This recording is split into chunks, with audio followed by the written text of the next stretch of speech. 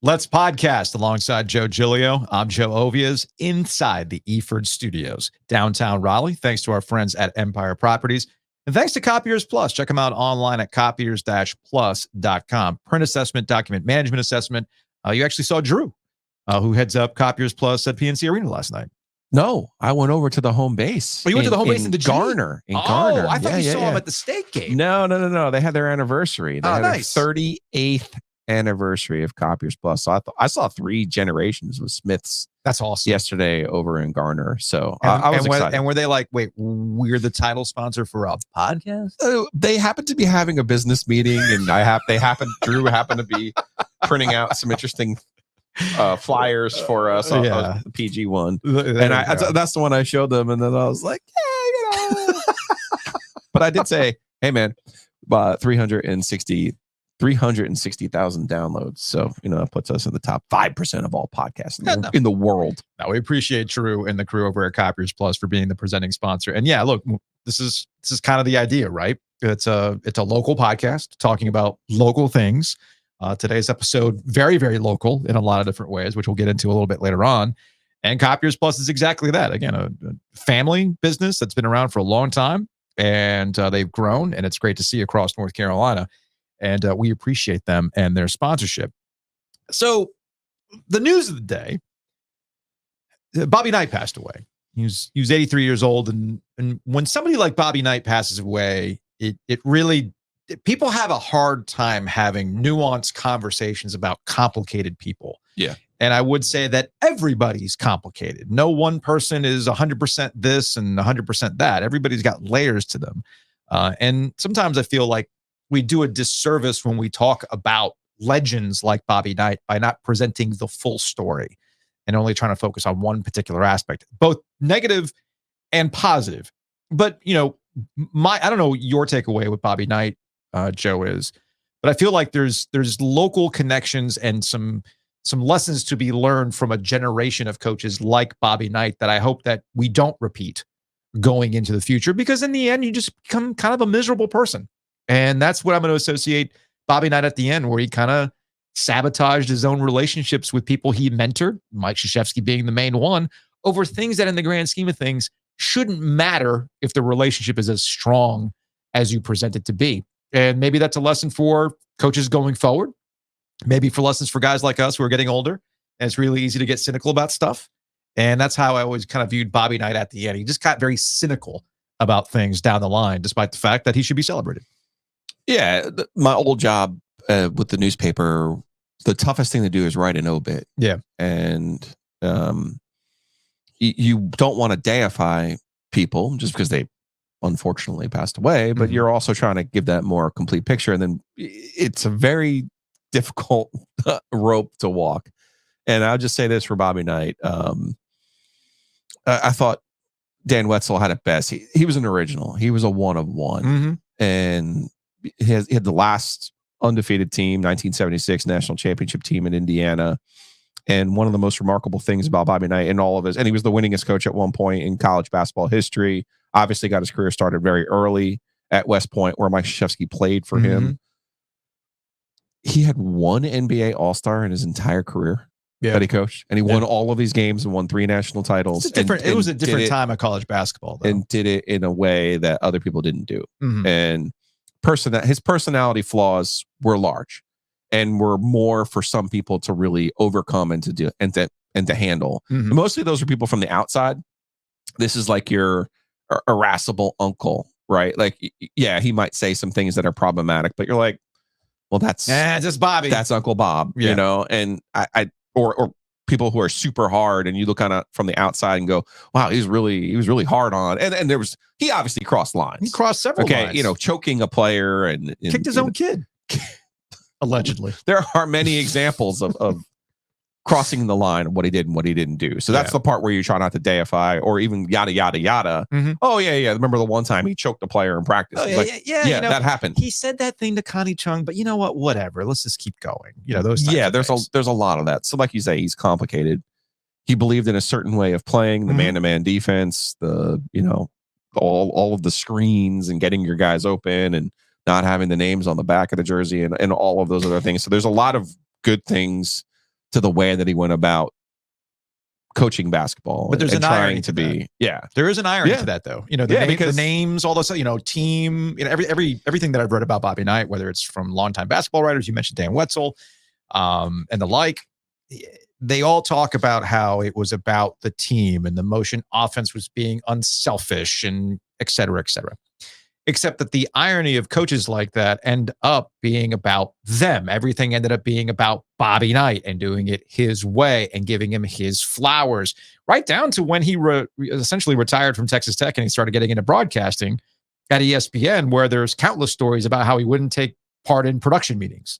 There was a dress code to being on TV at that time. And because he had gotten into his signature V-neck sweater look, they ended up coming up with ESPN branded sweaters for him to wear. So, and that gets back to that relationship with Mike Krzyzewski. And I've always given Mike Krzyzewski credit in that he's evolved over time. Bobby Knight wanted to win one way and one way only. And when the game had essentially passed him by, you saw the diminishing results both at Indiana and obviously at Texas Tech. I think the way that Bobby Knight ended his career is the primary reason that Mike Krzyzewski changed at the end of his career. Yes. Like, I think that is the number one reason that Duke had the Mike Krzyzewski 2.0 that we saw, because he did not want to end up a miserable old prick, which is what Bobby and I ended up being. And that's what gets us to John Calipari. There was a story in The Athletic yesterday that I didn't have time before the show to get into, but I had time yesterday afternoon to read and get into. And as we get to the start of the college basketball season, it was interesting that John Calipari might be finding himself in this position now too. And the Athletic piece paints this picture of Calipari being alone. His assistants have left him. He doesn't feel appreciated. He's tired. And he's trying to find that fight in him still. And they point back to 2015 as the season that broke him. He was never the same after that. And you'll remember that he was chasing something that hadn't been done since 1976, Bobby Knight, and having an undefeated season. And they got all the way to the Final Four and they lost to Wisconsin. Wisconsin takes on Duke in the national championship game. Duke ends up winning that game. And one thing the Athletic didn't really hit on that is a pet theory of mine, and I wish there was more exploration of this. I understand how the tension of that season and coming up short can change a person. But I think the perception that Mike Krzyzewski ended up getting after winning the 2015 national championship with one and done players, which John Calipari had been roasted for just a couple years before that when he won a national championship with that loaded group of one and done players. And when he did it, again, he was roasted. Cal was roasted for this. It was the end of college basketball. This is terrible for the game, XYZ. Krzyzewski saw what was going on, adapted, won. How was Krzyzewski treated after they won that championship at 15? Oh, look how progressive Mike Krzyzewski is. He's found a new way, and it was definitely not vilified. It's a line that I've used before in describing that relationship. It's a Jay-Z line where he says, "You made it a hot line, I made it a hot song." And that's exactly what Coach K did with the one and dones. He made it a hot song, and it kind of it essentially legitimized the entire process of what you see with college basketball today, to a point, by the way. And I think that's ultimately Mike Krzyzewski's longest lasting legacy. To your point, I don't want to become this. I want to walk away and see a program that actually can survive after I've left. Because Bobby Knight is in the same vein as a lot of other legendary coaches that they've never been able to get back to those glory days, and they keep chasing it. Well, you also have to recognize at what point does your way not work anymore? How can I change to be successful? Well, I understood that. Yeah, it's a very difficult. That's a tough road to cross. It is. It absolutely is, and that's why the great experiment, and kind of tying it to a theme of the week with Cooper Flagg and what John Shire is trying to do at Duke and how they're playing the NIL game. They were trying to set this thing up so it survives, it lasts. I was going to say, think about how rudderless Indiana basketball has been since Bob Knight was fired. That's absolutely part of the competitive streak in Mike Krzyzewski. You can have a dynasty, you can win a bunch of games, but what happens after? And I think that was absolutely part of his planning. Now, he sacrificed that last year, maybe unwittingly. Well, sometimes it has to play out that way. But sometimes, I've joked with John Shire about that, but the more we look at it, more looks like a price that he's willing to pay. I hate it. I hate for people like Mike Krzyzewski that their relationship with Bob Knight, your mentor. Yeah. You think about it. I have my mentors behind me here in Carlton Tudor and George Tarantini. And I would hate to think that at the end they would somehow be like Tudor, for example. Yeah. I would hate to think at the end he would be like, oh, I hate that this guy's become successful in the media business. No, I am successful in the media business because of what I learned from you. Mm-hmm. Like, I'm not taking away from anything that he did. So I do hate that for Bob Knight, that he couldn't have like this normalized, functioning, loving relationship with somebody. It wasn't. And then that's the part of it where you go, what was it all for? Yeah, you have this ultimate competitive streak, and you and there were different times you were allowed to yell at players. Mm-hmm. You were allowed to, be a lot harder on them and get a response out of them. As we continue and we talk about with Kevin Keats and other coaches and this generation of players, sure, you could sit there and rant and rave and scream, but they're not going to respond to you the way that they did, 30, 40, 50, 60 years ago. It's just the times have changed. Housekeeping. Couple things to get to in housekeeping. We got the OG tailgate coming up on Tuesday. Yes, congratulations. Let's get our winners. We have a lot of winners to shout out today. We really do. And I texted them all their tickets, so let's make sure we did that. We got Michael Pfeffer. I think I'm saying that right. Yeah. Michael, congrats. We got Mindy Gilbert, and we got Andrew Mariani. They're all going to be at the OG tailgate next Tuesday. Canes, Sabres, our wings are better than your wings. We've got Wings Over Raleigh's help sponsoring that event. We'll have wings there for them to eat, and Sleek Fleet will be in charge of their transportation to and from the game. Sleek Fleet, check them out, Joe. I've been using them for some concerts, for some stadium pickups, for some airport pickups. The stadium arena stuff in particular. They are a car service that can get in and out of there without all of the trappings that if you were sitting, I'm just going to drop Jacob off at the game. No, you're going to sit there in traffic for years and years and just pull your hair out. Do yourself a favor. Check out Sleek Fleet. Also, congrats to Eli, who emailed Cuban Coffee. Oh, we got a winner. Well, we actually had to go through two winners because our original winner didn't realize he had double booked himself. Oh, okay. So went to Eli, and what the first winner pushed over the top because they referenced, hey man, I get it with marching band. It's like I put 4 years twice over with the marching band volunteering shows. I'm like, yeah man, you've earned these tickets. Unfortunately, he double booked himself. Eli pushed it over the top in that he had the trifecta. He's a state guy who also went to UNC and now works at Duke. Oh, but he's a state guy. So he's got the trifecta going on. I like it. Got the whole triangle covered. And he played to my heartstrings, because apparently Eli and his suite mates apparently listened to us in the pandemic, and that's what helped. So now he listens to the podcast. So Eli's going to meet my dad and get some tickets. That's the best part.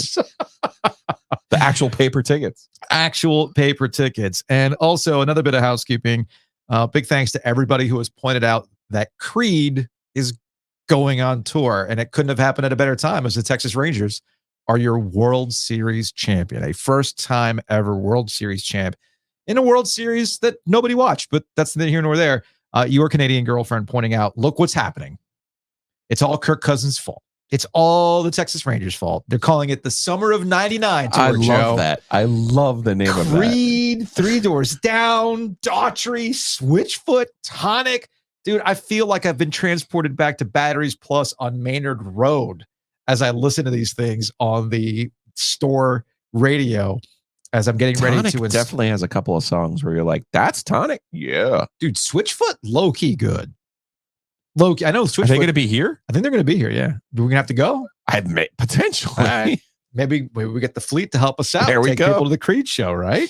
I'm all about that. All right, big thanks to everybody who has participated in these contests. We do a lot of goofy stuff. We got more contests going forward. Also, thanks to North Carolina Athletics. They've got 2 more home games coming up. Campbell this weekend, which we'll talk about a little bit later on.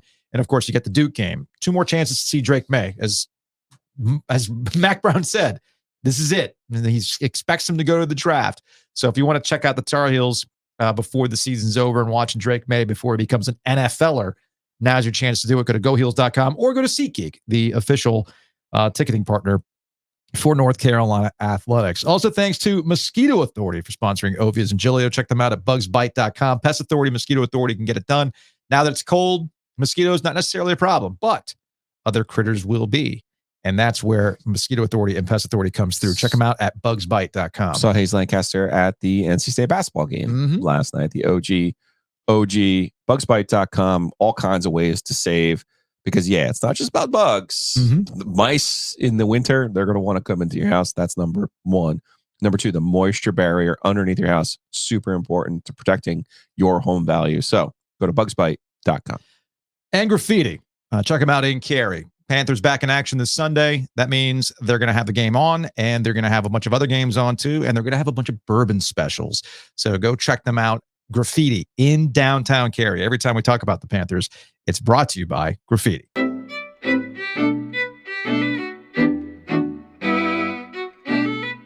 That Brownlow lady is back in studio after co-hosting earlier this week, but it's time to do a little premature evaluations, Lauren. Let's do it. Boop, boop, boop, boop, boop, boop. Okay, we'll do this. Okay. I would leave that. I was just thinking, please leave that in. Big bucks, no whammies. Stop. All right.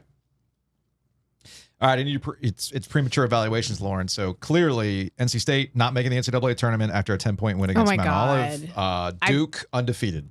Right. Obviously. Yeah. Right. That's where we're headed with this.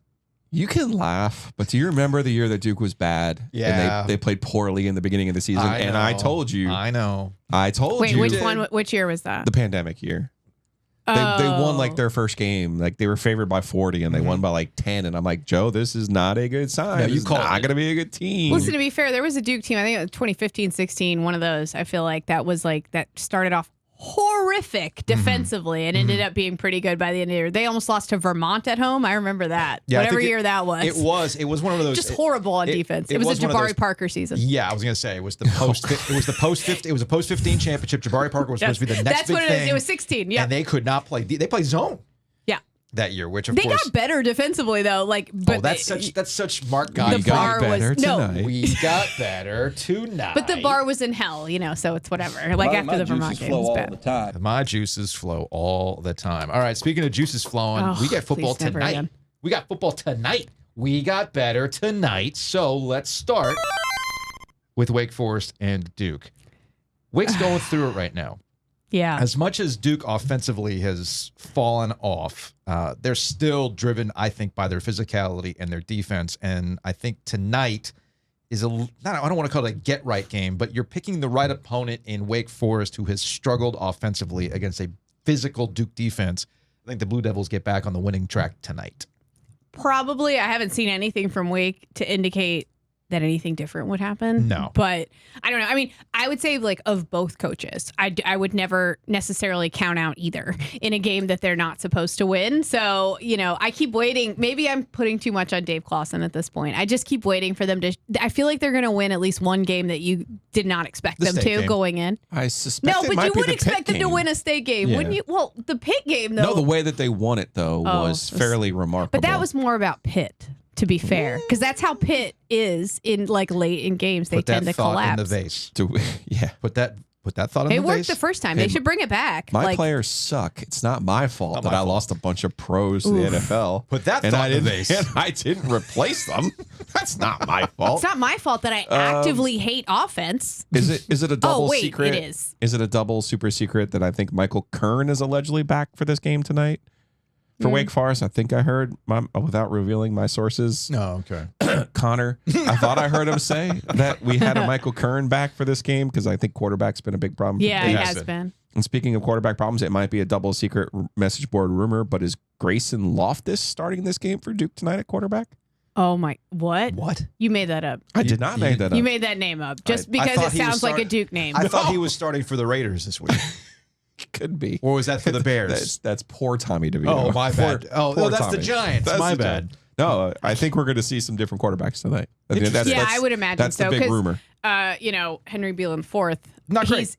He's been banged. Like Mike Elko, I thought this was cool. Like kind of the anti-Narduzzi in this way. He made a point to be like, listen, I get it. Like when people aren't playing well, it is what it is. But at the same time, like it's worth noting this kid is not healthy and he's still trying to give us what he can because we need him. Well, it's the same boat with Riley Leonard. Clearly, there's a difference between Riley Leonard at the beginning of the season at 100%, has a big play, hard to take down ability. He's not at 100%, and it's abundantly clear. And a lot of guys will play hurt, even though it might make them look worse, just because they care that much. And and we talked about it with Steve. out. We talked about it with Steve Wiseman earlier in the week. I'm convinced that the Florida State game actually cost Duke twice. Yeah. You pour it out, right? Super Bowl, Joe. I'm sorry. Super Bowl. Let's do it. What? This proves the whole point. Which is about everybody has a Super Bowl. No, about the Atlantic Division. That when you have to play the best team every year. Stop it. Oh my God, Florida State hasn't looked like this in years. What are you even talking about? Stop it.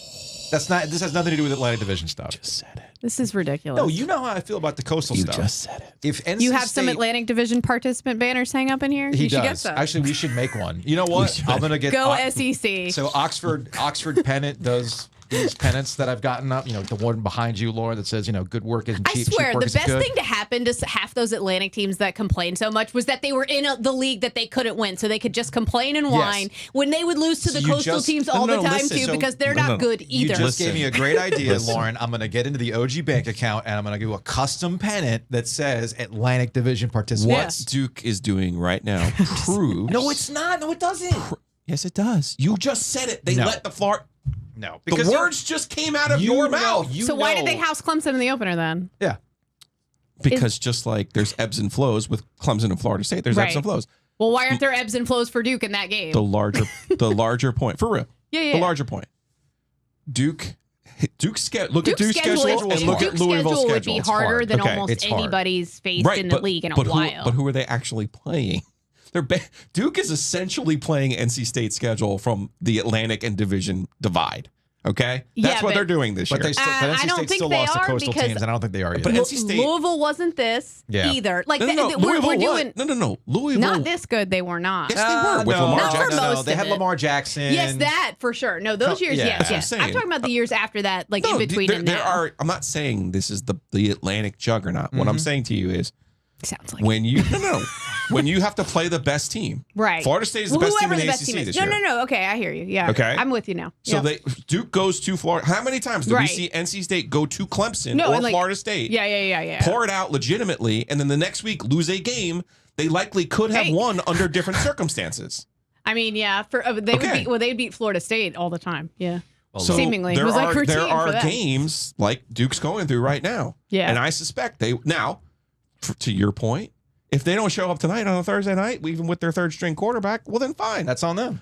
And also, my feelings I'm not assigning all of NC State's dumb losses to. You also know my feeling on this. If NC State were in the Coastal Division, Virginia Tech and Miami would be back because that's the law of the wolf. Yeah. That's true. Aha. So you have no retorts to that. Because I was going to say. You know I'm right about that. There's certain things. Okay. Yes. All right. We can both be right. Is it NC State stuff that they're, or I guess I can say shit. You can't. NC State shit that they're going to play Virginia Tech this late in the year? Yeah. But they got to get past Miami first, they have had problems with that in the past, yes. The best part of that is Virginia Tech early in the season was starting the wrong quarterback. Right. By their own volition. Yeah, no. And then he gets hurt, and then you're like, oh, wow, this dynamic guy's guy actually from Baylor, good. And everyone's like, why wasn't he starting to be weird with? Right. So we got NC State and Miami tonight. Look, I said this last week when we had this conversation. I do not know what to expect I have no out idea. of the Wolfpack Out of the either rest of them. of the year or Miami I have for that matter. no idea. There was some incremental improvement out of MJ Morris. I do think it gets back to the main point, Giglio, you've been banging on. I don't know, maybe get it to your best players like Casey Concepcion. Just make the whole offense out of him. No, you gotta make the whole team out of Peyton Wilson. Oh well, the team, yes. Yeah, you gotta make the whole team out of Peyton Wilson. 100%. And I think I'll be curious to see where the Dave Doran let's keep fighting attitude matches up against a team that I know in Miami has a motivational factor problem most times. So I'll be curious to see how this plays out. Although there's the power of West Durham and bad luck for NC State and Miami. They've called a lot of close games too. I don't know. That's exactly it. You know, my dad said West Durham's bad luck, but of course, shout out to Brian Ives who pointed out. I think we pointed out to my dad yesterday. Yeah, but was West Durham bad luck in the Clemson overtime win? Oh, but to your point, West Durham's crew has seen some wild games. Oh my so therefore, this is going to be a wild game on Saturday night. I'm already like prayers up for Tim Hasselbeck, man. His exasperation with Mario Cristobal he's disguising it as best he can. He's trying. He's trying to be nice in his critiques. He's just like, I don't really know what happened there. Like, and then it'll start to be like, okay, you can't do that. Like, you can't make that coaching decision. All right. Next up, we've got Clemson, Notre Dame. Ooh. Interesting. In Death Valley. Last time Notre Dame played in Death Valley, it rained a bunch. And you'll remember the College Football Playoff Committee pointed out that, hey, game control, rain. It was rainy. They handled the rain. Apparently, why is game control only a thing when Florida State's in the playoff conversation? Can we talk about that? And by the way, it was warranted in 2014 when we were having this conversation somewhat. Smoked everybody. No, in 14 they did it. The year after. 13 they did. That's right. Yeah. They were like, they were lucky to win half the games. Yes. And then they got smoked by Oregon in the, was it Oregon in the semifinals? Yes. Where, Jameis Winston had what was it, like the invisible. Yes. Knocking the ball out. That was an absurd football game. Yeah. Now, Dabo's on this kick again, talking about these teams that they're facing and the magical 8-0 thing. And I think Dabo called Notre Dame the best team they've faced. Oh, he did. You're right, that they're better than Florida State. They're the most complete team. He used your term. Complete. Oh, I love the word complete. Well, love the word complete. Interesting. Clemson's. I guess he knows they're not playing Florida State in the title game, so it doesn't matter. What it is. You're not giving Florida State. I gotta see them again. You're not giving them any bulletin board material. Right. Notre Dame can be had. Yeah, for sure. To counter what Dabo says, I don't know if they're that complete. Notre Dame's a team that has been flirting with disaster a good chunk of the year, and obviously it happened to them when they lost to Ohio State, gave Ohio State 2 of their signature wins that helped them put them number 1 in the college football playoff. So I do think Notre Dame can be had. The question is, can Clemson take advantage of it? And it gets back to that central issue we've had with Clemson all season. They just don't look like they have the bodies for it. I mean, it seems like it to me. Although, it's interesting. You see some people look at the advanced metrics, like David Hale from ESPN. And you see him dig into some of that, and he's like, they look like a top 10 team based on things like that. Yeah. But the turnovers and all of that, and I know Dabo would like to, Bizdelic the turnovers away, and I get it to a degree, but I don't see how you can be like, oh, we were so close in all of these games, because it just was not how I remember most of them, because it just feels like everything on offense for them feels extremely difficult in a way. And it's been like that every year, and it's getting worse. Like it used to be, whenever they got the ball on offense, you assume they were scoring. And if they didn't, something bad, bad luck happened to them. And now it's not the case. You don't know about Will Shipley. That's going to be if Will Shipley can't go, which I'd be surprised, honestly, if he went based on that hit, but you just don't know. That's going to be a big thing. I was looking at the weather. It looks like it's a high of 70. There's no rain in the forecast. So. Noon start. So Clemson has 3 home games left. One of them's going to be at night, and one of them's going to be the "fuck you, we're still Clemson" game, and it's going to be at night. It's going to be the Carolina. This game's at noon. I know. You and I are on the same page. Notre Dame's going to win this football game. All right. Speaking of the Tar Heels, Campbell. I have no line on this. I was going to say, are there? There's not. There has to be a double digit. There is. There's no line. You just have to look for it. Well, the official Action Network, where they give me a variety of different, it just says NA against Campbell. Interesting. So this is the best thing that could happen to North Carolina this week. To be honest, having Campbell? Yeah. Yeah. Because almost anyone else on their schedule, in the league, I'd be like, It's a get right game for them. Because I don't know if they're spiraling or not. It'll give them some false hope going into the difficult stretch of the season against Duke, Clemson, NC State. You know how I feel about Mac and his messaging. The tidbit about there's 120 guys on this team, and some of them are mad, and some of them are happy, and some of them are this. I understand what he's saying about that, but it's but that's not what you want to be saying. And he tried to spin that into every college football team deals with this, which is true. It's probably not what you want to be telling the fans after 2 straight losses as a double-digit favorite, but what do I know? I didn't like it. Didn't like it? I didn't. I love all of Mac's messaging. I did not like that. He was probably a little too honest in a way that's not going to serve him. But it's also setting the table for blame the players. I see what you're saying. This is I can only control so much, and right. There's people. There's people on this team who aren't happy because they're not playing, which is setting the table for who ends up transferring. And there's people on this team who are happy that they're playing well, but they don't really care that we didn't win, and it's like what? Yeah, I mean that's the implication too. There are people who individually are playing well, he doesn't fill in the dots, but that's what he's implying, that it's okay to have individual success and not care about what the team is actually doing.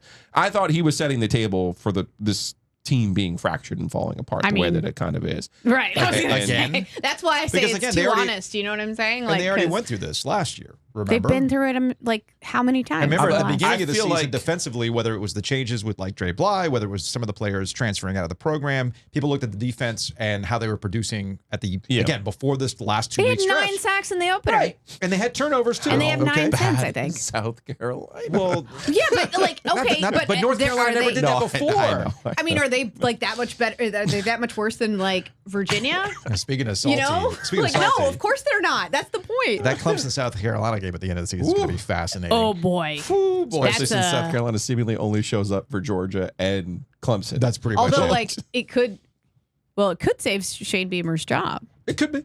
Nah, Shane's No, fine. they can't be ready to get rid of He's him. not so fine. He's fine. They can't be ready to get rid of him. Although, is he reciprocating the Harbaugh? He is a cheating ass cheater. Oh, is he? Beamer. He was involved with Yeah, it was, Oh, WikiLeaks. WikiLeaks. Oh, and now right. he's like helping Harbaugh. Yeah. Or did I imagine that? Oh, There I was don't know. I didn't see that. Oh my gosh. No, Yeah, there was like a tangent.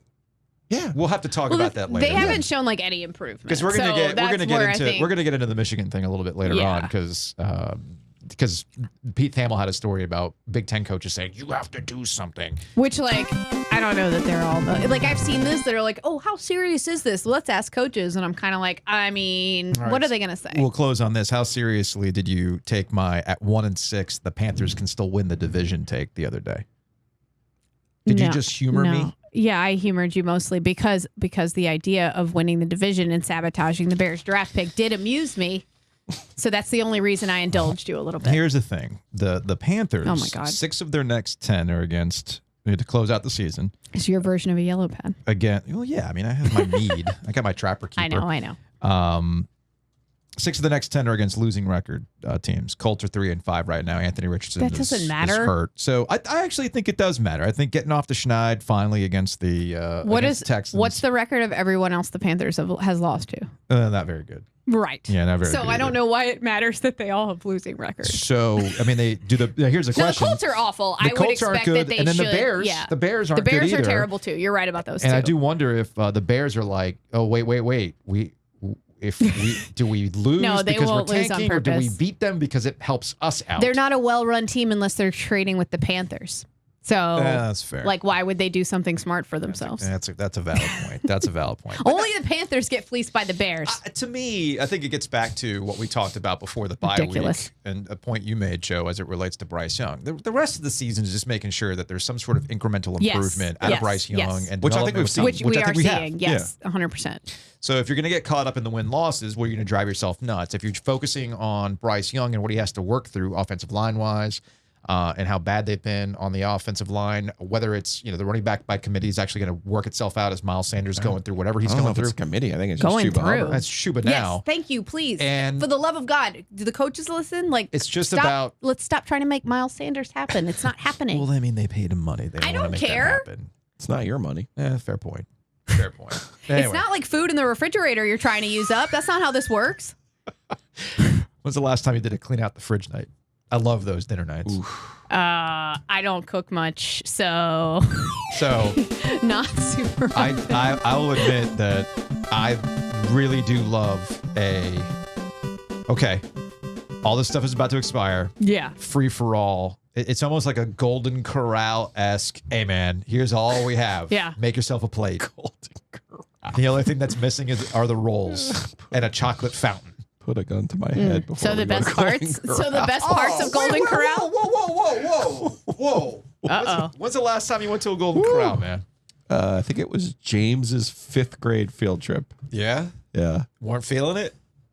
No. Golden Corral's never going to sponsor us, so it's whatever. No. I know there are people Dude, I that are ride in for Golden Corral. There are people Really? in my Yes. life that will never go to a place like that again. That I know of. That like because of like Pandemic. and they already thought it was okay. gross, and now Yeah, they're yeah. like, no. I see. Absolutely I see. not. I'm I see. solid.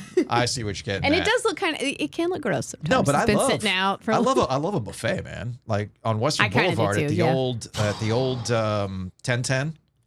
Yeah. The K&W in Chapel Hill. I used to hit but that up. was different. The It's not my K&W is favorite. different. That's a cafeteria. That's a help buffet, I guess. That's like that's a cafeteria. You get you can get Thanksgiving in July if you want to. Oh yeah. At a K&W. I'm a piping hot kind of person. What do you mean? Like I love my coffee like hotter than like the surface of the sun. Oh, so you like Starbucks Really? coffee? Yeah, and I love my Starbucks get- food. Like I don't like it when my hot food is not piping hot. Yeah. I don't like it. So you don't like to like order pizza, or like you do and you put it in the oven? I will. Okay. Yeah. Oh, interesting. Yeah. Yeah, Interesting. yeah. Like I don't like it when you go to like a game and they have stuff like in the Oh yeah, and it's heater never hot. uppers and it's Yeah. like, nah, I don't like that. Interesting. I don't like I that. didn't know that. Yeah. That's a fun fact about you. But if it's cold, I'm a cold sandwich kind of guy. Or Really? even cold pizza. I'll eat Cold cold pizza's pizza. I fine. like cold pizza. But I Yeah. do not like anything in the middle.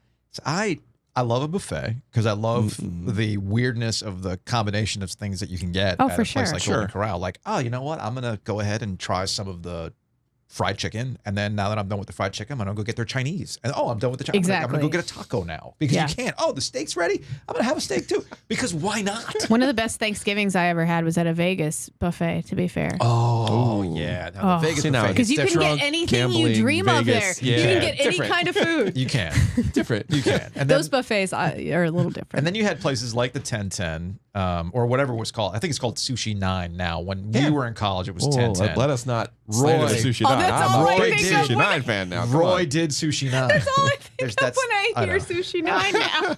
Is that The kid holding up a sign and said, because for Roy those did Sushi for those who have like, what the hell are you talking Oh about? my God. There's a Chinese buffet joint on Western Boulevard that used to be called 1010 Chinese Buffet, changed over to Sushi 9. Sushi 9 burned down. And then during one of the games at NC State, somebody held up a sign that said, there was like a Roy New, and then there was a Roy did Sushi 9, which to this day I still it made think me is laugh hilarious. so hard pretty when good. I saw it. I was like, how random is that? That's Now, one of the so funny. OG Chinese buffet, I don't think it exists anymore, but it was 35 Chinese. That's what I off was of- just gonna off of say. Kildare Farm Road. Wait, there was one in Chapel Hill as well. Oh, there remember? was? Yeah, like I don't remember the one in it Chapel was like Hill. right by Granville Towers, and that was the. I Oh, thought I it don't was remember 35 that. Chinese. It I'm might pretty have sure been. that's what it was I know called. there was one in Cary. off of Carolina Kildare. people will correct me. That I'm was one of sure. the first places I went to when we moved here, and we would go there all the time. That was and- like a treat yourself day in Oh, college. Treat yeah. yourself. You're going down to 35 Chinese. Dude, You're not eating again for I a day and a found half. the, Did you know Bojangles had a buffet at one point in time? No. Yeah. I didn't know that. Yeah, some of the now that it's all basically owned by the same, I forgot the name of the company that owns them all. But in certain places, there were Bojangles that had buffets. Pizza Huts had buffets. Oh at one yeah, point, I've been too. to a Pizza Inn. Remember? Oh. That was a classic buffet. The chocolate chip pizza. Oh yeah, I'm gonna take. You know what, Joe? only the chocolate chip This pizza. is To not. be fair, This was would what I not. really This would not loved be there. cheat. This would not be cheating on Anthony over at Oak Wood Pizza Box. But I'm gonna take you to Milton's one of these days, out in North Raleigh. Oh, I've never been there I've yet. never been. Because they do a crazy Italian, just extravaganza buffet. They got their pizza, obviously, salad bar pizza. They got some main dishes as well and things like that. And you'll come out. We'll have to roll you happy. out of there. We'll have to roll you out of I there. found the Harbaugh Beamer connection. Allegedly, they stole signs from Tennessee, Okay. and Michigan gave Tennessee's signals to South Carolina in an effort to help South Carolina beat Tennessee and keep Tennessee out of the playoff. This is a football scoop report. I see. I love football scoop. All right. Oh, okay. Yeah, Shane Beamer's a cheating ass cheater, man. We'll get into that. Yeah. We'll get into that in a second. Lauren, thanks for hanging out. No, course. she needs to react to our. Oh, that's right. Before you leave, we got new marketing material. Oh. All right, so like this is totally and completely respectable, Hey, right? hold it up for the camera, Joe. Totally, completely respectable. The QR code, all that fun stuff. Look how that's a great screen grab, by the way. You did a it's an wonderful job with all-time that. screen It grab. is a good You did a screen really grab. good screen We have our grab. copiers plus, positive vibes, the whole Sure. thing. This QR code, which I created, Oh, I have created fire. I'm proud of you. That's not. I know. I'm proud I of am you so for that. proud of myself. So I was like, okay. So, but the real inspiration for all of this was, and yes, I'm going to go down to the Raleigh Times, put one up on the wall where you see these other people Okay. doing some interesting things.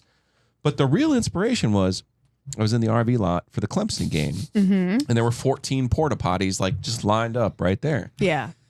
When I went in one of the porta potties, there's somebody had not this, but they had something with a QR code, and I was like, oh, that is really smart. You should put Yeah. this stuff. I was like, okay, I'm Is gonna that make like guerrilla marketing? I yeah, don't. I'm gonna. But there was only one in there, so it's like clearly they didn't sell it. It was just more of like, oh. So I decided We're gonna put you on the street team, Lauren. I decided that Okay. Don't get pissed on. Get pissed off. Oh my god. Oh my god. for the porta potty, I know there's a little bit of R. Kelly vibe there, but Do I have to give that to people? Drip, drip, drip. no, you don't have to do anything. No. Okay, We would I'm like We you just to want get, your reaction. yeah. And then, And there- then- yeah, talk your shit Oh, that- while you shit. So I think we're gonna put these in the back These of are great. stalls. No, I was concerned that you said put me on the street scene, so I'm like, I'm not. Oh, am I no, supposed no, to like no. hand these to Yeah. people? No, you're good. No, Lauren, You're I good. think you should. I think you should go hand these out to people. And actually, the best part of all Because of our, this, our female demographic continues to go up. it gets better. We're at and a better. whole 7%, Lauren. Thanks to you. 7% women. So we're gonna need to put, like, next time you go to the Alamo, put them up in the stalls. You've never seen me be Ooh. as disappointed as I Interesting. was last night. I thought in the urinals at PNC, yeah. I thought those were just like a slide in of the No, drop top. those things are like Those things are like locked in and they're Nailed. framed. Yes. I was so mad. so you can slide one in. I was so mad. I bought them last too night bad. to the game. All right, Lauren, get out of here. All right. Bye.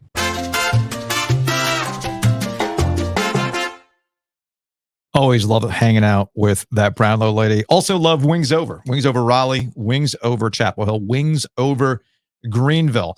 I went overboard this past weekend. I don't know if I'm going to go overboard this weekend, but I'll probably be picking up some wings while I watch football on Saturday night, Joe. Wingsover.com. Order online. Go pick it up. Raleigh, right there across from UT on Hillsborough Street. Free parking. Great stuff. Great wings. The meaty. Mm-hmm. If you're looking for good quality wings, you know the sign of a good restaurant. What do we do? We're called Wings Over. There's no steak and cheese. There's no nachos. There's no nonsense, man. Hey, we're really good at making Get wings. to the heart of it. So that's what they do. Trust me. Every time I try something new, the mango habanero, That's a good one. very good. That's a good one. But I always end up back on that hot one too, That's fine. because it's just a nice classic buffalo sauce. You do you, man. That's all that matters. And speaking of tailgating, Breeze Through has all your tailgate needs. You headed to the game on Saturday at Carter Finley Stadium or a hockey game this season? Drop on by Breeze Through by that complex. You headed out to Chapel Hill for one of these games, Campbell, the Duke game, Breeze Through just outside Chapel Hill. They got all the beverages, adult beverages, Oh man, and just the ones that hydrate the you. dark roast coffee is going to get a workout on Saturday, 8:00.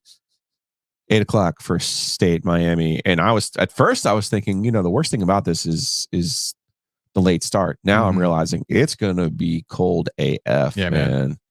So that coffee's going to come in handy. Got all kinds of stuff, snacks, you name it. They've got it over at the Breeze Through. Also, now that we're in the holiday season, you're going to have family coming over. Maybe you're thinking about Thanksgiving. Maybe you're thinking about Christmas meals. Butcher's Market has everything that you might need. Whether it's you want to get a bunch of steaks, you want to get a bunch of sides, you want to get some appetizers, they've got it at the Butcher's Market. Check them out. They got locations across the triangle, got a location in Wilmington as well.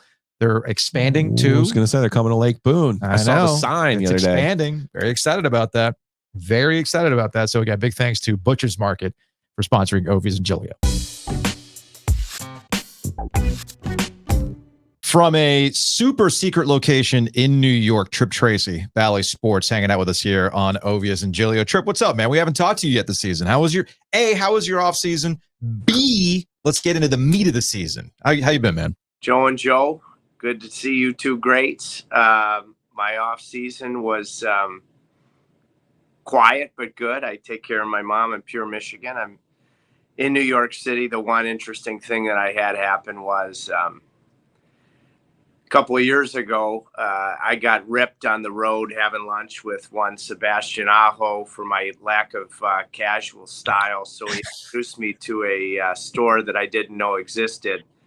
And little did I know that would lead to getting invited to a fashion show in Paris that all expenses paid. Thanks, Sebastian. And I guess that was my one thing in the summer, which was classic. All right. And my quick interaction, because they only invited a handful of people from the United States. And the first night before the fashion show, I'm talking to this guy, wonderful guy. And his name was Babyface. And idiot number one here. I go, now, Babyface, what do you do? When can I see you again? And he's just a wonderful guy. And then right before the fashion show, I'm talking to this really nice guy. And we ended up having a fabulous conversation. And his name was CD. And I said, CD, now tell me, what do you do? And he said, well, I'm a football player. And I said, oh, really? I said, who do you play for? He said, the Cowboys. And we're sitting at this fashion show in Paris. He's coming to our game in Dallas. It'll be his first ever hockey game. And we spent 25 minutes before this, wacko fashion show, which was a totally different experience. And he was raving about Jerry Jones and how important culturally he is, how much he cares about his players. So that was my one unique experience in the summer. Other than that, low key.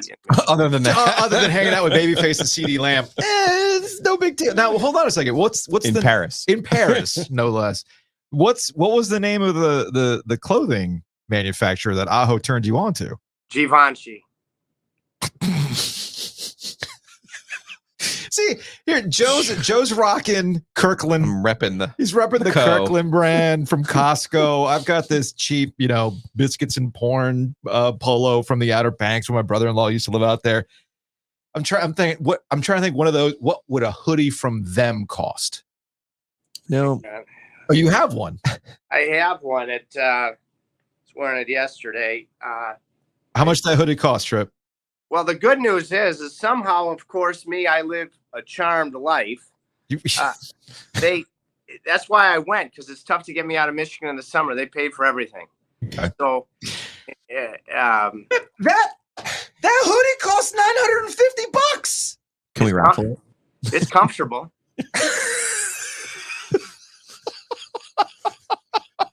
Hold on a second.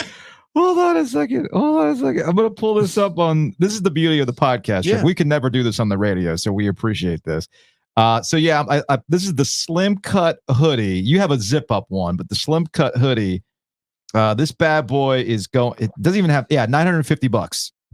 Tripp, $950. Next time you get a gift bag, let us know. We'll raffle that thing. Help us raise some money, all right? You got it. All right, I really needed to be Aho and Mulkey. Is what I really needed. I don't know if you do this, Tripp, but when Aho, he came over to my house because he used to live down the street from me. So we played this game of Mulkey, this Finnish backyard game, and Gilio bet him a game check, right? Yeah. A week's worth of salary. I think our week's worth of salary would have paid for the gas in his Mercedes. Would not have. Maybe not. It would have been able to buy us a couple of hoodies, I'm guessing. All right. Now with that fun and frivolity aside, let's talk about the Canes. Hockey. Let's do that hockey to the Canes so far this season. Is it too easy to say that the Canes in October was about trying to find motivation in the early go? This is a Stanley Cup favorite team. They're a division favorite team. But in order to kind of get into that mindset for the regular season is a slog, finding that motivation can sometimes be a little bit difficult. Is that a fair assessment of a little bit of October? Yes, definitely a central piece of, for me, the observation and the reality. I mean, in October, guys, you have teams that are trying to prove to themselves and to the hockey world that they're ready to take the next step. So I think that translates to a level of urgency that is more of a challenge for teams that have been for several seasons. I mean, the Hurricanes have won 3 consecutive division championships. They've won at least a round in the playoffs in those years. I think to be able to match that level of urgency of teams trying to take the next step is a formidable and legit challenge. I think the next thing is that the schedule was very difficult. I mean, as I'm in New York right now, and Carolina will play the Rangers tonight, Islanders Saturday, go home for one, and then play back-to-back in South Florida first against the Panthers and the Lightning next weekend. That'll conclude a stretch of 11 of 15 on the road. So it's been a particularly difficult schedule. And then you've had very significant injuries to very relied upon central core players. So when you combine all of those things, it was a very challenging month. And all of a sudden you come out of it, 6-4. You don't, over all of it, love the way that you're playing, but there are no pictures on the scorecard. And when I get excited, and that's what I love about the league, boys. For each and every game, here are the Rangers tonight. You're coming off a win against Philadelphia, but no pictures on the scorecard. I'm hoping that translates to a complete buy-in tonight and total team effort against a Ranger team that is playing very well.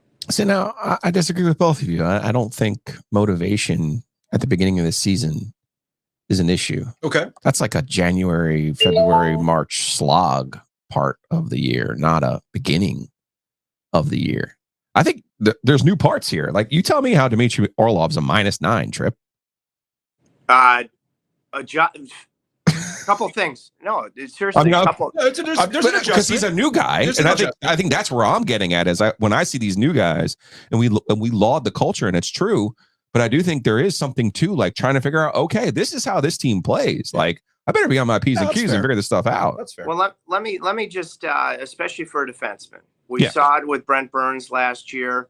We saw it when Dougie Hamilton, early stages, first became a Hurricane. The reason, in simple terms, that it's the biggest adjustment to play defense in Carolina is that Rod employs essentially man-on-man. And that's different than, there are some similarities, but that's different from what it was for Dmitry for so many years in Washington. And that's different, when he played so well after the trade deadline in Boston. So there's an adjustment there. I remember at this point last year, October, early November into December, and that's when it turned. I'm thinking, Brent Burns, future Hall of Fame career, where's it at right now? He was solid, but you could even reach out and touch it, that he was thinking about where he should be on the ice. And you're in a position of weakness if that happens. Once it clicks in that you've adjusted systematically, your brain turns off, and then typically you take a big step or two. So for Orlov, new team, big systematic adjustment, biggest adjustment of any position. Working 7 defensemen early, playing less than he was than he was used to playing. Then the unfortunate injury to Brett Pesce.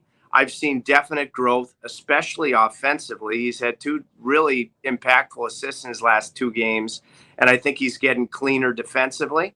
But say for Orlov, that would explain his slow adjustment in October that's showing real signs of promise. So, Joe, not to be agreeable, as in Joe G, I agree with you. I mean, I still stand by what I said about the urgency that's tough to equal, even with the adrenaline of the early season. But in particular for defensemen, we've seen it. Big adjustment in Carolina. That's what I meant. I wasn't like saying, "Oh, this guy's terrible." I'm just, I went to the Thursday, Friday games, and I'm looking at it. I'm going, these guys are new. Yeah, I mean, that's a pretty big part. And to your point about the 7 defensemen, from which I didn't even think about, if you're not used to playing in that type of way either, it can throw you off a little bit. I mean, but that's what October's for, is to power through these things. But to get to what Rod had said after the San Jose win, Tripp, and forgive me for not being locked in on the Philadelphia game, because I saw the 2 home games. After the San Jose game, he was like, people were panicking a little bit. It wasn't as bad as like when people were panicking. And I'm thinking to myself, Rod, you gave up 16 goals in 3 games. That is not what you guys do. So to me, I mean, I understood what he was saying. You got bigger saves in those Thursday and Friday wins. I totally understand that. But that's not the Canes game, giving up 16 goals. To my point, in the last 3 games, they've given up 4. Yeah. Now, maybe that's the schedule too, Tripp. Maybe we're talking about a San Jose team who's not quite at the NHL level here compared to, you're looking at Colorado and some of those other teams out west that are really just blasting some goals there. The other thing is too, and where I think Rod doesn't go a step further with regards to detail, but knowing Rod as well as I do, again, the way Carolina plays, which is, everybody's essentially trying to do the same thing, but the Hurricanes apply as much pressure as any team in the league. Yeah. With their 5-on-5 game, I just mentioned with regards to the way they play defense and their penalty killing. So if it's on, it looks fabulous. And you sit there and you enjoy it to the ends of the earth.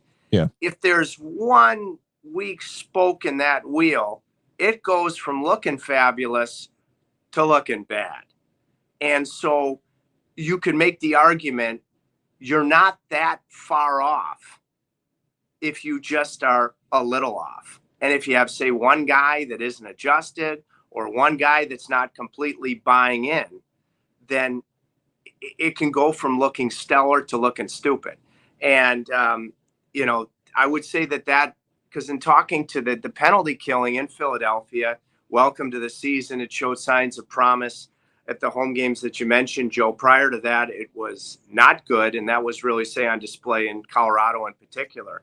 And talking to the guys and assessing the game as the analyst that I am, they were trying to figure out they couldn't really see anything wrong other than they were just a little bit off. And the way Carolina plays when they're a little bit off, it can look silly. And we saw both of that in that Seattle game here in Raleigh, right? The first period, you have the turnovers, you have some of the breakdowns on defense, and it's 2-0 in the first period. And you're like, oh man, the Canes they're just not good this year.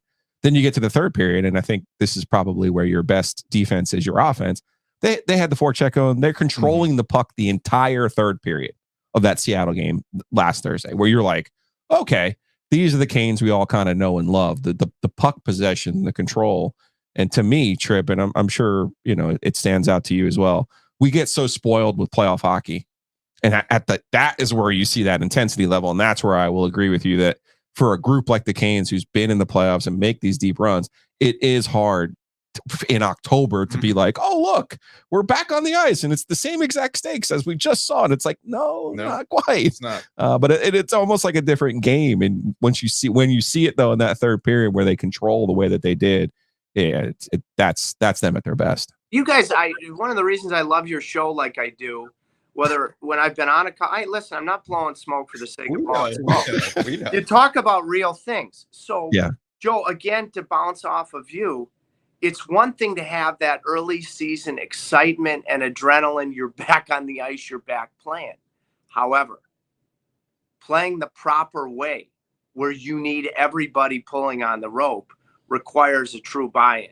So if you have any individualism, you have anybody pulling on not pulling on the rope and doing their own thing, not being detail-based, then even though you have that early season energy, enthusiasm, adrenaline, you still won't get the type of result. And I mean, even with all of this being said, guys out of the lineup, tough schedule, you're 6-4. That's why I look at this next stretch of games as so crucial. You're going to have everybody in playing correctly tonight against the Rangers, who just went 5-0 on a Western road trip.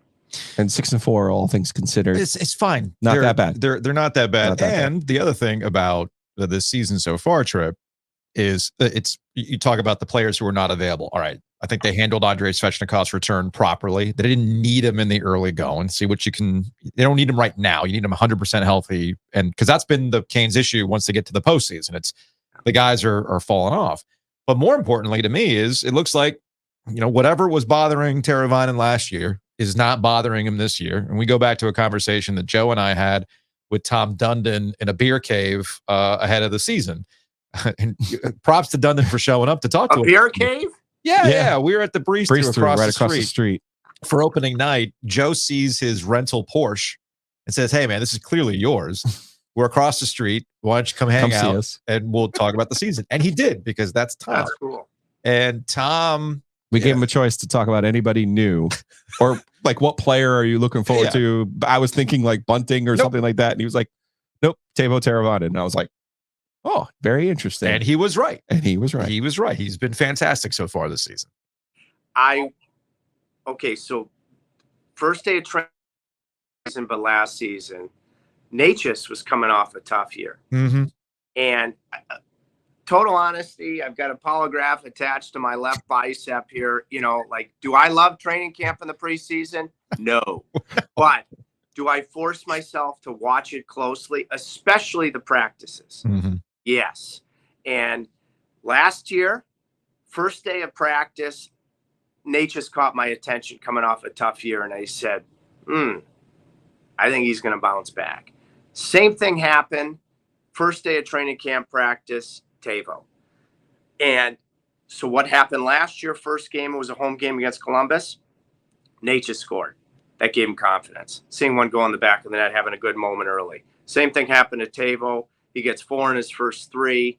Aho gets hurt. He's got to adjust to playing the middle of the ice. Not that he can't do it, but there's a little bit of hesitation in his game. Sebastian gets back. I know Sebastian was playing wing. All of a sudden, Tavo, regathers that early groove and has a terrific month of October.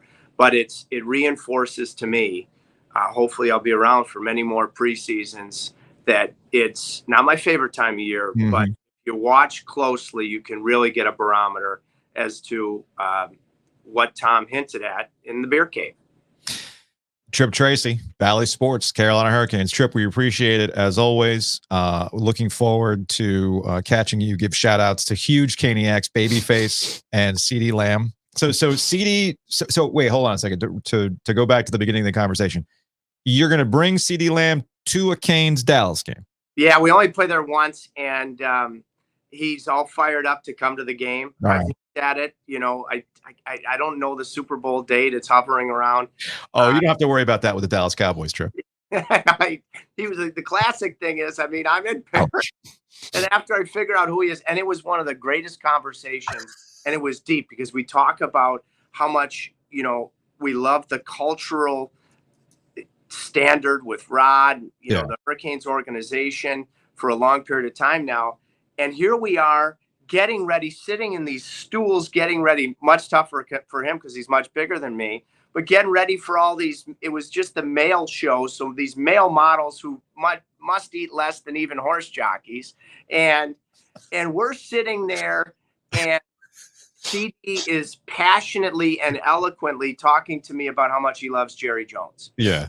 And so I spoke to him about Carolina and the things that I love about the culture of our organization. He said, Tripp, I got to come to a game. And so then he's hurt right now, and I know you guys got to move on with the show, but I texted Brett Pesci, and he goes, Tripp, how on earth do you not know who CD Lamb is? He's my favorite player in the league. So there are a bunch of guys on the team that are going to be excited to see CD, even though February 13th, Tuesday, February 13th in Dallas. All right. Looking forward to Huge Caniac, CD Lamb, hanging out at the game. All right, Tripp, we appreciate your time as always, man. We'll see you at the rink. Keep up the great stuff, boys.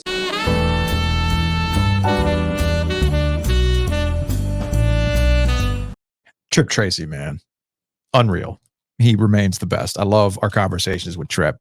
I love the simplicity of Hometown Realty. Check them out online at myhtr.com. Buy, sell. They got the little tab there, let you know what's going on. And I can't stress this enough. Homes are going for over list right now. So why would you ever just take some sort of guaranteed offer that's coming in not at what you could make on your house? So get the full potential of your home. And the other thing too, Joe, with all their brokers, a lot of new construction going up as this area continues to grow, and Hometown Realty can handle that for you. Not just simple and efficient, but expert knowledge. The family at Hometown Realty, they're going to help you get into that new construction, because you look around and you think about some of the problems heading down the road, and you're like, man, I don't want to start fixing stuff. No, I want to buy this thing. I want to be in there, and I want to be ready to go. The best way to do that is to go to Hometown Realty, is to go with Hometown Realty. It's myhtr.com. Also, big thanks to Whitaker and Hamer. I don't know, maybe Whitaker and Hamer can knock out some sort of separation agreement between Jim Harbaugh and Michigan.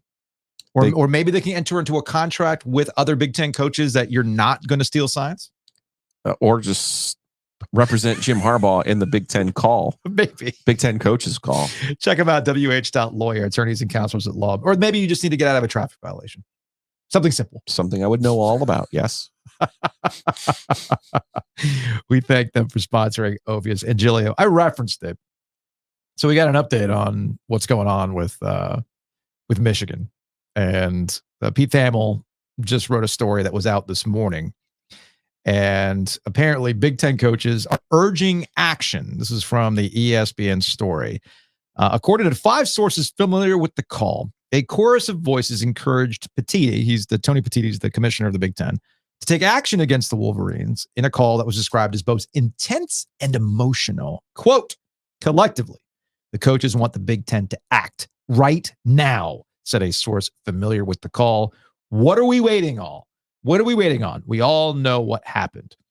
The story here, Joe, is if everybody's doing it, what is the point at which a line is crossed? And it feels as though the Big Ten coaches, they feel that a line has been crossed with this Marine hanging out on the sideline, buying tickets, taking video surveillance and everything else. It's gone from just normal sign stealing, be better, to a line has been crossed. Again, I'm always fascinated when lines are crossed. I forgot who the baseball player was, but he had so much pine tar on his neck. It was literally shining in the light of a baseball stadium that they finally said, look, man, everybody does this, but we finally have to do something because it's so obvious. And I guess that's where Big Ten coaches are right now. Well, this is going to be an interesting one. Like, are there Big Ten rules that allow the Big Ten to punish their coaches and schools? I don't know. Are you going to pull Michigan, who I believe is going to win the national championship, out of the playoff over stealing signs? They're not going to do that because the NCAA, the NCAA has no power here. That's what when it comes to the college football playoff. That's kind of what I'm getting at here. Like Al Capone, right? You got to get him for the tax evasion. Well, what are you going to get Michigan for here? You're going to try to get them on they practiced during the pandemic. I don't know. Yeah, I mean, yes, I technically understand that you're not allowed to go to a stadium, but that's a rule. Where is the outline punishment for that rule? They don't have one. So what are you going to do? Don't know. You're going to fine him? You're going to fire the guy? Who cares? Well, the part that I find the most fascinating is because Michigan's not going to fire the guy. Michigan's not doing anything. They're looking at a national championship window. Oh, I read a story. Michigan. Well, they've paused contract negotiations. Who cares? You're going to win a national championship, or you're going to be in the position to win a national championship. And my guess is Jim Harbaugh will take the next NFL job that's available to him. All right. Now, the story that the NFL would somehow punish him for something like this, what do you care? What are you talking about? What do you care for that kind of stuff?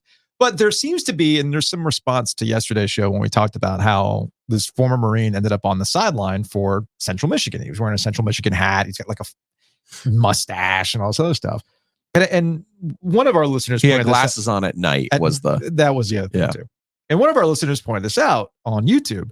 Worked several years as support staff for an ACC football team. Frequently, we weren't allotted enough passes. It was never an issue. A tucked-in polo shirt with my team's logo and a headset were all I needed to go about anywhere.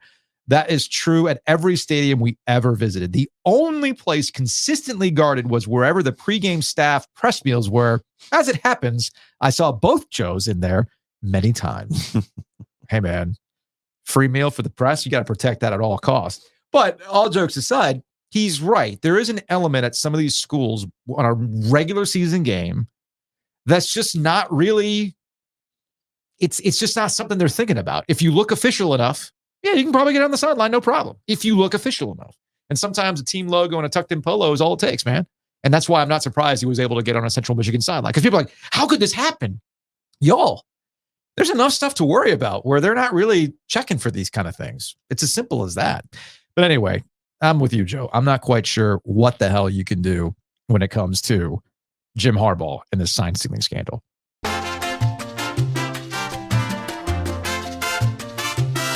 Hayes Permar, Rialto, hanging out in studio with us. Before we get started, Hayes, we always love telling people to go buy stuff. And hopefully our listeners go out and do that. You got Rialto t-shirts that you just put out, right? We got to sell these bad boys. If there's one thing that people like is like being on the ground floor or something, this is a limited run of Rialto shirts, right? Yes. So limited that it already sold out and we restocked because it's that limited, baby. Love it. So I was gonna buy one, but you brought them. So how about we do a classic soccer jersey exchange? All right, with the caveat of like you still have to buy one.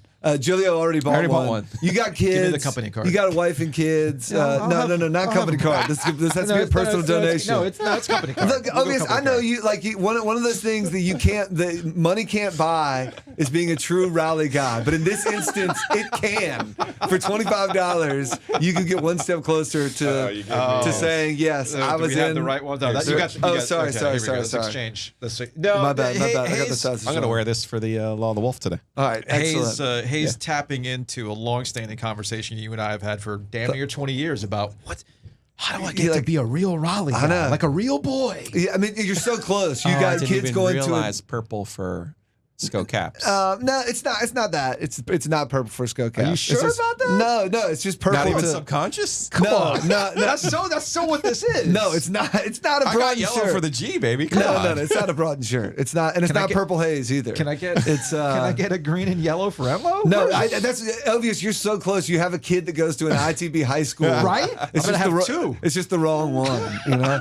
No. The funny part is, I find myself rooting for Enloe and Millbrook and Sanderson and Yeah. Athens now because those were my rivals back in the day. Yeah. But now I'm like, those are the OGs, and Garner even against these Panther Creeks and these Friendship. heritages and all these and like I'm like nah. All right, so before we talk about what's going on over the Rialto, I want to tie into a conversation we were having before this about Michigan and getting on the sideline, like, about Okay. Yes. basically acting like you belong there. And I can't think of somebody who pulls off the idea of acting like you belong here more than you, Hayes. Yeah, I should use it more. If I act bolder than I am, Yeah. but like sometimes by accident you'll walk into the wrong place. Especially you guys know this. Like you have a media credential, and the first time you ever wear a media credential, you're either like in Wayne's World where you're like showing it to everybody. You're like, yo, are we good? We good? We good good? here? Can you verify? I'm good. Or you're like not really. You don't really truly believe that you can walk out of the field. You know what I mean? So you're like trying to watch somebody that had the same access as you, and then they go on, and you're like, all right, I could do that. we have I the could do same this. pass. I can do that. And once you do it, then you become super comfortable. But then you just start walking wherever. You're like, it says all access pass. I'm Behind going to the go bench. wherever. Yeah. And a lot of times you won't get stopped. You're talking about casually going onto a field when there's game action, not in the middle of the night to get a picture of a 50-yard line. No, we've done logo. that. The funny thing And is, then I get called by NC State campus security later saying, did you actually do this? And you had to say yes. And they almost banned me from Carter Finley. But that's another story altogether. so back in the day, stadiums used to just be more like open. Yeah, you you can walk into Carter Finley. Yeah. Carter Finley, I mean, Duke. Keenan. I definitely remember waiting outside a Duke basketball game and being like, let's just go throw the football on the Duke football Yeah. field. Like it's right there. That's easy to do. And it was, it's almost like it feels like we kept our doors unlocked back in the day. Like we kept our stadiums unlocked. You just don't mess up our grass. If you want to have a game of catch, that's So what's okay. the most ridiculous place you've actually just walked into without a credential? Like you pulled a former Marine PSYOP mission for Michigan. I wish if I wasn't on the spot, I'm sure I would have a better answer. Because like ACC I tournaments feel don't like count. we got into the referees' hospitality one year. Oh, really? Yeah. Yeah. Oh, like a post ACC tournament type thing, or Yeah, like at one of the nights of the ACC tournament, like there was different hospitality rooms, and so you're one of hanging out them, with Roger Ayers, just drinking? it was one of them that was okay with it, and then all of a sudden, like somebody from the conference who didn't like us was like, no, you guys can't be. here." Okay. I've definitely walked into a wedding where I didn't know a ton of people going in, and so I walk into the reception and I get a drink, and I'm like hanging around, looking around, and I'm looking, and I'm like, Awesome. I don't think I know anybody. And then I go double check. I'm like, this isn't the right wedding. I'm like, I know it. And they're like, oh no, we have a country club had two different places to hold weddings. It's like you're down in like the river house or whatever. Yeah, it's no Tripp Tracy who shows up to a fashion show in Paris and then suddenly meets a guy named CD who plays football for the Dallas Cowboys and he has no idea. By the way, Tripp, after our conversation with him, sent us a picture of here he is with CD Lamb doing his thing. So And Babyface. Babyface had no That's idea. solid. All right, so is Babyface going to play the Rialto? That's a great question. He's the type of artist that you actually could get, right? Like he doesn't play or sell out arenas anymore, but like people would come to see him. Absolutely. He probably still could sell out a little bit more than the Rialto, but we'll definitely work on it. So you're here because, as people know, you and a group have taken over the Rialto. Paint job looks great. Thank you. I love the paint job. I love the paint. I drive by it every morning. And now we've got actual things happening at the Rialto. So what can people expect? October was a busy month. We had movies stop making sense. I should have run that longer. Like I'm still just learning how to do movies and stuff like that. And you, I'd say you wouldn't know, but you probably would be able to guess. And you do a lot of entertainment stuff. Movie studios could put all kinds of like restrictions on movies and when you can and can't run stuff. And like 'Twas the Night Before Christmas, we kind of missed out on that because you needed to do it like at the perfect time or whatever. Well, all right, Stop Making Sense, which I actually watched at the Alamo. because I thought it was a limited run. And then, of course, I kicked myself because then I saw the sign first stopped making sense at the Rialto. I'm like, oh, well, I should have checked it out here. Again, because my understanding was there's only certain places it could have played. There's the IMAX version. It was so popular that after its initial run, they brought it back. Yep. So these are all things you're learning. So yes, and that's a great example because A24 is actually one of the more flexible studios. Okay. So that's why they would allow it to like pop up at different places at different time. And like it's almost like when you're working with them, you're like, why can't everybody be like this? And just but the more money they know they're going to make off the movie, the more restrictions they could have. People are like, why aren't you doing Taylor Swift?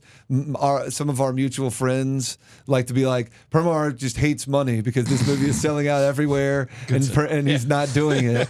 But like, why didn't you have because I didn't get in this to make money, which is clearly the case because I'm really good at not making money right now. I'm paying painters and all this other stuff. But like, I just don't want to be the Taylor's. If I ran Taylor Swift, I'd have to run it for a month and I couldn't run anything else. Do any night I'm open, you are the Taylor Swift theater. And if you have 8 screens or even if you have 4 screens, that's fine. You can bring in new stuff or do other things. I got 1 screen. So like I couldn't do these concerts that we're about to start doing. I couldn't do comedy. So October was a great taste of. We had movies. We have this speaker series called, I can cuss on here, right? Yeah. It's called Fuck Up Nights. It's kind of a cool thing. It's like TED Talk, but the only theme is everybody talks about the time I fucked up the most, right? I feel like it's something Jillian would be good at. When you like to hear the story, oh man, in fact, I might bring you in. I might get you to tell that. I so witnessed it's like one of them. 5, 6 speakers. Just one. They go like 10 minutes each and tell you the story of the biggest thing. So like we had that.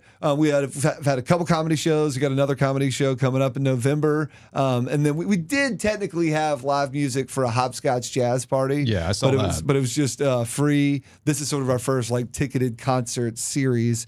And down the line, we hope to have that like 6 days a week. It's like, 3 days, here's a movie, maybe a cool documentary one night, a throwback film, and then something else, then a live concert, a comedian, and it's just all of that in 1 week. Right now, we're trying to like do a little bit, make sure we got a handle on it, learn, go back, do it. December will be a good test because we'll have all the Christmas movies you would expect, the most popular ones. And the ones that people debate whether or not they're Christmas movies.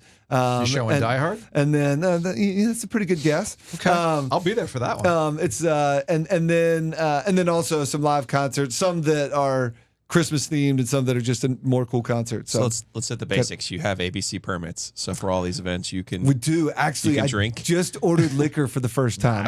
We've had beer and wine. That's been going well. So, just like everything, I'm telling you, like we have things happening. I'm just not on top of them yet. First, it was like beer. It was like we got to learn how to do it. How much? Like I'm over ordering, under ordering. Like over ordering is better, but like you're just trying to figure out eyeball. Okay, what does 150 people in here look like? What does 400 people in here look like? What does that, translate into? And then like, what flavor of Truly do these kids actually drink? You got that Groove Wagon though?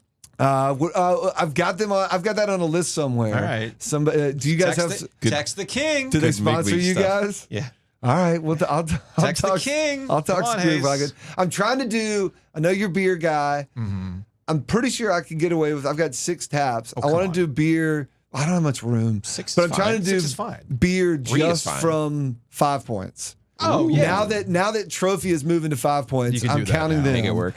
I've got a Brown from Noose River that does well. Yeah, they're sneaky good. Ponysaurus is coming. I've got R&Ds right there. I'm counting them in 5 points. Come on, they're on Capitol. I can walk to R&D. Technically, you can. You know where they are, right? Wait, hold up. No, I know where R&D is. Yeah. You're going to count Ponysaurus at Ironworks? Yeah. That's at the end of Whitaker Mill. That's still 5 points. So you're getting Linwood too? Linwood and then like Nickel. You just named like 100 different places, Nickel by Point. the way. I know. So I'm saying of those, rotate them. You can rotate them. Yeah. I mean the kegs eventually kick. And then I'll get cans from other places because I like some No Dust stuff. Yeah. I got to have a Hardywood gingerbread stout. Oh, that's my all-time favorite. You would go to sleep after one of them. They're so good. They're good, but you're good for one, Joe. I'll give them. I used to give them as Christmas gifts to my colleagues at Sports Channel 8. People that you like. But they go down way too smooth, and they're like 9.5 or something, and they're night. More basics. So good. TheRialto.com. Yes, That's yours. TheRialto.com. That's awesome. You don't have to have like at.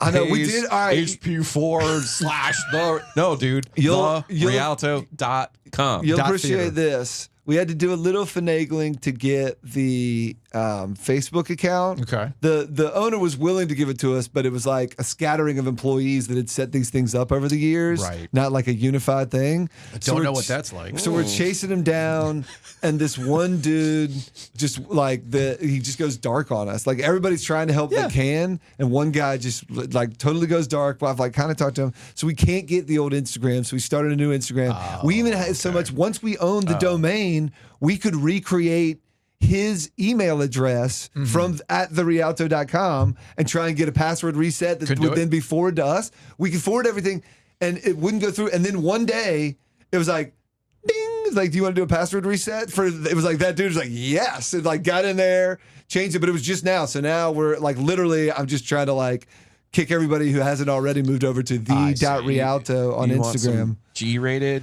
No. material for your bathroom stalls, or Yeah, you we want need the bathroom stall material here. PG-13? I don't, man. I honestly don't have enough room in my dang bathrooms. That's like this thing was don't have a built in door? 1936. But There's not a put on- stall door. you What don't we're have a stall talking door? like we want to be sitting and looking at it. we'll have to talk. We have to negotiate space like that. I don't know if we're gonna have like Smart flyers man. on our wall. I mean- I do like the concept though, and I will steal the. I always call them QVC codes, but they're the QVC code, the QR codes is, Yeah, we is did a a great shirt. idea. We did a shirt swap. We can do. Do you have a Rialto pennant? No, I'm gonna get more put- merch. we I'm just can put pushing, one on the wall pushing here. one thing right now. All right.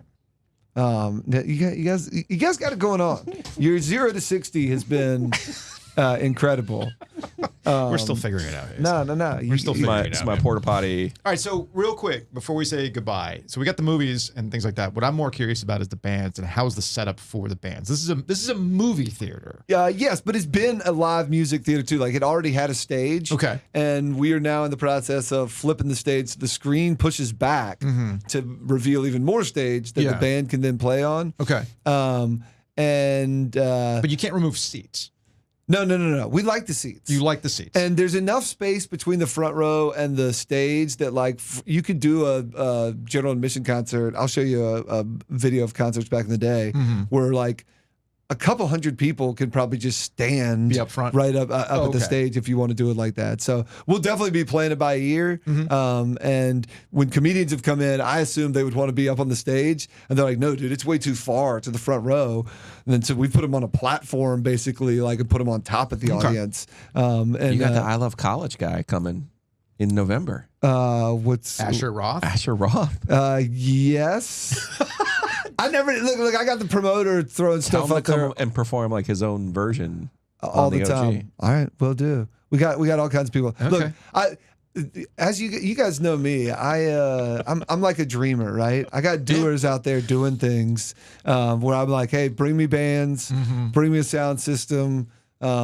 Figure out how to set up movies, and figure out how to, like, you think I painted anything? You think I have anything to do Mark with Armstrong did with that. the design Yeah. or the labor of painting a building?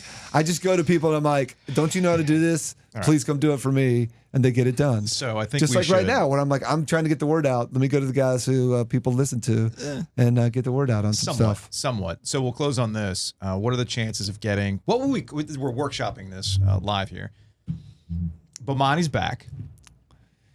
Can we do some sort of live Yes. podcast? Yes, like, but here's the thing: you are But you're a pansy. You do not. it's 2023. Hayes, careful. You do not need Bomani to carry a live podcast. That's not what I'm getting at. No, you I do. want to do like a Dreamville-esque podcast thing where we get Bomani, we do us. Hell, let's get Morgan Okay. Patrick to come out of the back door as a super surprise to say my dunce cap of the week goes to. All right, Like all right. that's what I'm thinking of is more of like a Dreamville. We'll get Solarte No, to you're- do the sports But bar. hold on, now, you're going from Dreamville into like walk back in time. What's the fabulous I thought- sports babe doing? I thought you were going to do like get like Felder. Doesn't Felder do a We could do podcast? Felder? But get like That's what I want to do. I want to do like a Lollapalooza of podcasts. Yeah, no, I there you're right. But That's what I'm saying. Yes, but I think I don't think we need to dig back we can start into history. small. No, you don't want to go fully history? No. Can we get Jonathan Rand? Does he have a podcast? No, but You can sing. He can be the opener. He's got to have a podcast. still not allowed.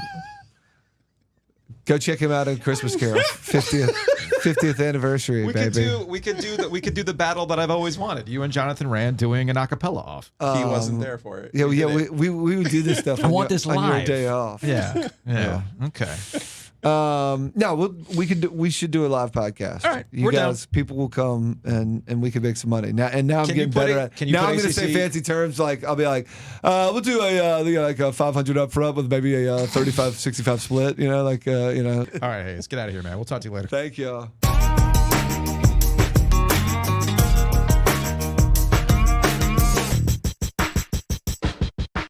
We're serious. Go buy a Rialto t-shirt. We ask you to buy OG t-shirts. Go to shows too. Go to shows too, but help pays out. And apparently with this purple t-shirt that he's got going on, there's only a limited run. Ooh, So I like a limited run. I like purple. basically it's the way that I look at it. It's like the people who still rock that Google Fiber t-shirt. Remember when you signed up to get more information about Google Fiber? And you still see people wearing those shirts like 10 years later or whatever. Like, oh man, you were there. You were there. You were an OG. Absolutely. So I think you should do the same thing with the Rialto t-shirts. Buy them today and go buy one of our t-shirts. BreakingT.com/OG. We appreciate that. And we appreciate Matt Davis for sponsoring Ovies and Chilio. Check them out online, theoginsurance.com, insuregarner.com, or call Matt Davis directly at State Farm at 919-779-8277, Joe. Yeah, Matt is going to be out there at our OG tailgate on Tuesday. Looking forward to that. You want to help yourself with your different insurance coverages and how to save money and maximize what you're doing. Mm-hmm. Give Matt a call, 919-779-8277. Now, we talked about t-shirts. We've got our t-shirts, obviously. If you want some really cool, officially licensed, vintage-inspired gear, that's where homefieldapparel.com comes into play. Use that promo code OG23. It's the holidays. It's official. It's officially holiday time, Joe. You got to do your Christmas shopping now. So go to homefieldapparel.com/OG23. You're better at that than I am. So I'm going to listen to you. I'm going to allow this to be okay. But don't worry about ship dates. Don't worry. Just get it now. Look, I'm the weirdo who thinks about Christmas gifts in July. Well, no, like if I see, but this is good though. This is good because their stuff at Home Field, first of all, awesome quality, unbelievable. Second of all, the variety of the selections. You talk about wanting to be unique and wanting to be an OG. You want to be swagged out. Go to homefieldapparel.com. Use that code OG23. And as you probably already know by now, you've saved 15% when you're a repeat customer. They got all kinds of other deals for you too. All right, let's get out of here with some Hey Joe questions. Big thanks to Oakwood Pizza Box. It's a Thursday. They are open. Also thinking about this, thinking about the holidays. You're having family over and that kind of stuff. Don't cook. No. Just order pizza from Oakwood Pizza Box. Pizza, get some salad. And we know how people are. You got your family from upstate New York. You can't get a good snatch of pizza around here. No, that's not true. Head on over to Oakwood Pizza Box. They got the real deal. So again, big thanks to Anthony for sponsoring. Shouts to Tommy Williams, basketball official, ACC basketball referee. Working the state game last night. He's a big supporter of the Oakwood Pizza Box. Love it. I love it. So we're going to get out of here on this. Got some response to Bomani being on the show yesterday, talking about Cooper Flagg and Duke. From Duke fan since 1990. Hard pass. Okay. All right. From my guy, Ramar. Ramar is a P1. Ramar's been around for a long time. He's a Duke fan, right? He's a huge Duke fan. Huge Duke fan. Bomani Jones, not Cooper Flagg. Thank God for timestamps. It's like, what did Bo say about Cooper Flagg? That was Bo and I were actually texting about this yesterday. And I mean, I'm going to compare him to Josh McRoberts. I'm not going to lie. That kind of threw me off. Well, but do you remember when Josh McRoberts was coming out? Now, Duke, he was a huge deal. I think it was Duke who put out the tweet that this is like their sixth overall #1 recruit that they've landed. You got to and they had the graphic, and McRoberts was in the graphic. And I just remember when McRoberts was coming through and coming up, it was like he's a big guy. He can pass. He can score. He can facilitate the offense. I mean, a little bit of ahead of his time. Sure, of course, he was also on a team that was historically not great for Coach K. Right. I believe it was the McRoberts group that got knocked out by VCU with Buffalo. Yeah. The McBob group, right? Yeah. I remember being stuck in Buffalo and hanging out with Frankie the D in some dank Buffalo bar, but that's another story for another day. So like Bomani texted me last night. Duke fans are getting mad at me, saying Cooper Flag is good, and I wish he hadn't gone to the school I didn't like. And I think that's what it was. And when we went back and forth, I think it actually ties back to the start of the conversation. Because Bo's a hater? He's a Duke hater. Okay. It's fine. Look, Bo's history with Duke basketball is long and layered. Okay. To the point where Bomani actually had a meeting with Duke about branding. Like, right. What is it about our branding you don't like? He's like, because you're dorks. I mean, he pretty much laid it out like that. But that's his overall point. He's like, y'all a bunch of dorks. And I'm not saying anything but Bonnie hasn't said before. So I'm not like, revealing deep secrets from a text. He did an entire HBO show segment on it, for heaven's sake, which I highly recommend you go watch. Sort of explained everything. Like he explained it amazingly well. Cultural black teams, like iconic teams, were lost to Duke. Yes. Like he's like, and it's not a Coach K thing. No, it was like we had these awesome swagged out teams. And this guy, this were team, beloved. They're doing it. We're always and the thorn in our side was always Duke. I feel like this is the issue with Duke going forward. Duke is never going to be loved the way North Carolina is loved. Sure. Period. Yeah, there's no Michael Jordan. There's no, and then you got Kentucky, which owns, I feel like Kentucky fans own their irrationalness. Big Blue Nation, their culture, the way they want to fight. There's a little bit of we own this kind of attitude, right? Duke, I think, is in a really weird transitionary period. It's about the only thing Kentucky owns. Yeah, that's true. So right now, I think Duke is going through its own identity crisis post Coach K, right? You have, because let's be real about this. And Bo kind of, it was a throwaway comment at the end of our conversation yesterday where he's like, Duke's like the one lone national college basketball program right now. And they're at their most least interesting moment with John Shire.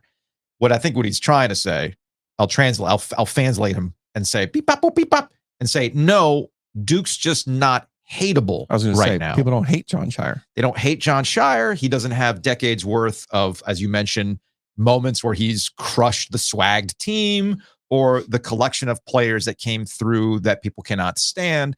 So I think what's happening with Cooper Flag is that people are having these flashbacks to, oh, great, this really awesome white basketball player is going to Duke.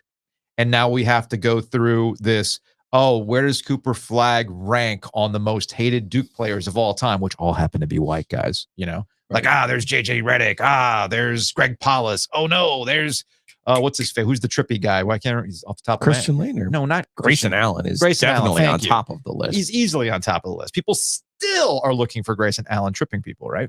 And of course, Christian Laettner breaking like arms and everything else. I know. So I think what they're worried about is after last year, where you actually had a likable group with Kyle Filipowski and everything else, Tyrese Proctor and no K. It's, oh no, we're going to do this again, where people are like finding a reason to hate Duke. I would say good. To me, it says you're back, baby.